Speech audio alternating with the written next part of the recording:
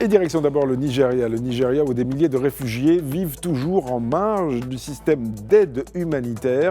Des réfugiés privés donc d'aide alimentaire et privés aussi de soins. Gilbert Tamba est à Abuja pour Média TV. Au Nigeria, des milliers de réfugiés vivent toujours à marge des systèmes d'aide humanitaire. Une réalité largement méconnue, mais aux conséquences graves. Selon les Nations Unies, au moins 21 807 réfugiés et demandeurs d'asile étrangers ne sont pas enregistrés dans le pays. Sans enregistrement officiel, ces populations sont tout simplement invisibles pour les organisations humanitaires. Résultat, pas d'aide alimentaire, un accès très limité aux soins de santé et l'exclusion de nombreux services essentiels comme l'éducation ou la protection sociale.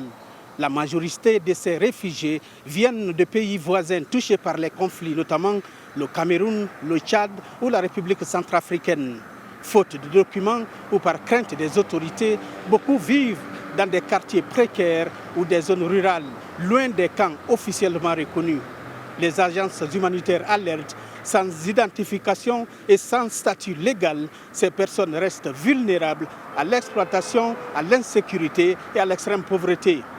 Alors que le Nigeria fait déjà face à d'importants dégâts humanitaires internes, la situation de ces réfugiés non enregistrés pose une question urgente. Comment garantir une assistance équitable à tous ceux qui fuient la guerre et les persécutions? Gilbert Tamba, Média TV, Abuja, Nigeria. Au Gabon, une nouvelle attaque de pirates inquiète les autorités. 9 marins-pêcheurs ont en effet été enlevés dans cette attaque contre un chalutier. Une enquête a bien sûr été ouverte pour tenter de les retrouver et aussi pour lutter contre ce phénomène grandissant. Daniela Euyem est à Libreville pour Média TV.